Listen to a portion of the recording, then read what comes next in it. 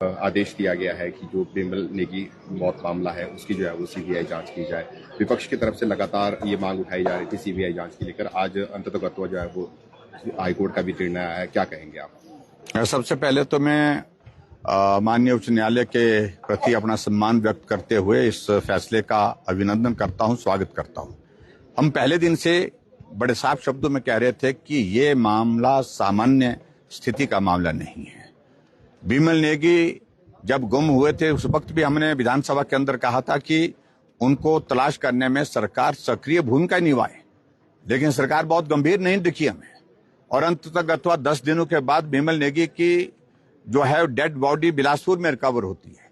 और dead body recover होती है तो रिकवरी के समय जो उनके यहाँ से जो सामान जो रिकवर किया उसमें एक चीज को लेकर के मालूम पड़ा कि जो पेन ड्राइव थी वो रिकवर हुई थी, लेकिन वो शो नहीं की गई, दिखाई नहीं गई।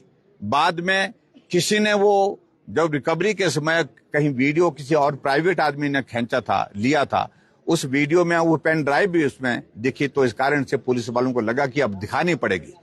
और फिर जब वो पेन ड्राइव एफएसएल को भेजी गई तो मालूम हुआ कि उसको फॉर्मेट कर दिया गया हुआ है। फॉर्मेट करने का मतलब कि सबूत सारे नष्ट कर दिए गए हैं। जो हमारी शंका थी वो सही साबित हुई। और अभी हाल ही में जब इस मामले को लेकर के परिवार के लोगों के ऊपर लगातार दबाव था बनाया हुआ सरकार ने कि सीबीआई की जांच की बात मत करिए, आप मत करिए मांग, लेकिन परिवार के सदस्यों ने इंतजार किया, 15 दिन तक इंतजार किया। और उसके बाद जब सरकार की ओर से कोई इस प्रकार से इस जांच में प्रगति नहीं हुई, जो एसआईटी कॉन्स्टिट्यूट की गई थी, उसके पश्चात किरण नेगी जो बिमल नेगी की धर्मपत्नी है वो हाई कोर्ट में गई, उनका परिवार हाई कोर्ट में गया और उन्होंने कहा कि सीबीआई की जांच होनी चाहिए। और विधानसभा के अंदर जब मैंने इस मामले को उठाया था विधानसभा के अंदर, तो मुख्यमंत्री ने बार बार कहा कि राजनीति कर रहे हैं, परिवार के सदस्य नहीं चाहते हैं सीबीआई की मांग। मैं मुख्यमंत्री से पूछना चाहता हूं कि अगर सीबीआई की मांग परिवार के सदस्य कर रहे हैं तो उसमें हमने क्या गलत किया?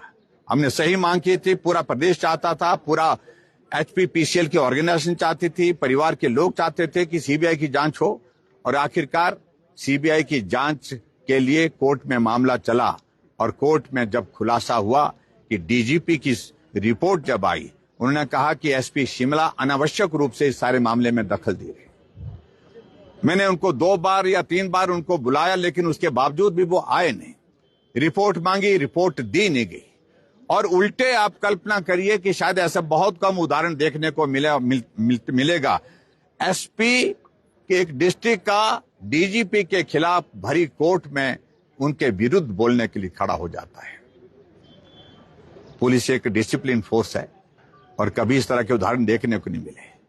और डीजीपी ने बड़ा साफ शब्दों में इस बात का भी जिक्र किया है रिपोर्ट में कि जो हालात है, जो परिस्थिति है, ऐसे में लगता है कि निष्पक्ष जांच होने पर ये लोग जो है प्रदेश के प्रश्न चिन्ह खड़ा करेंगे ही करेंगे, परिवार के लोग भी करेंगे। ऐसी सूरत में आगे बढ़कर के जब एसीएस होम की रिपोर्ट, उसमें भी जिक्र आया कि दबाव डालने की कोशिश हुई, रिपोर्ट को बदलने के लिए कहा गया, लेकिन उसके बावजूद उन्होंने कहा कि मैं रिपोर्ट नहीं बदल सकता हूं। और ऐसी चीजों के कारण जब कोर्ट ने जब संज्ञान लिया और संज्ञान लेने के बाद जब फैसला आज आया, उस फैसले का मैं अभिनंदन करता हूं, स्वागत करता हूं। और इस मामले को लेकर के हम पहले दिन से कह रहे हैं कि इस घटना को सिर्फ आत्महत्या के रूप में नहीं देखना चाहिए, ये हत्या भी हो सकती है, क्योंकि बड़े बड़े अधिकारी, बड़े बड़े नेता भ्रष्टाचार के बहुत सारे एक नेक्सस के साथ काम कर रहे थे। चाहे वो पेखूविला का प्रोजेक्ट है, चाहे वो शोंगटोंग का प्रोजेक्ट है, बहुत सारे प्रश्न खड़े हुए हैं उन दोनों प्रोजेक्ट में। और बिमल नेगी की हत्या की वजह अगर रही है तो भ्रष्टाचार को जो लोग पनपने दे रहे थे उनके खिलाफ वो खड़े हुए, उन्होंने ईमानदारी से अपनी बात कही और उस दबाव के चलते हालात ऐसे पैदा कर दिए कि आज बिमल नेगी हमारे बीच में नहीं है। हम बिमल नेगी को तो रिकवर नहीं कर सकते, उनको तो हम प्राप्त नहीं कर सकते हैं, दुनिया से चले गए, लेकिन उसके बावजूद परिवार के लोगों को निश्चित रूप से न्याय मिलने की उम्मीद बढ़ी है। न्याय मिलेगा और दोषियों के खिलाफ कार्रवाई होगी, सख्त कार्रवाई होगी।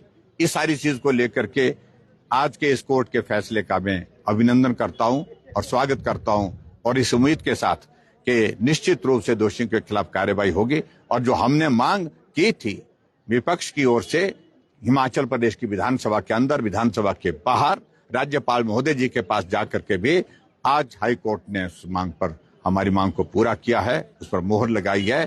कोर्ट के इस फैसले का स्वागत के साथ धन्यवाद करता हूं।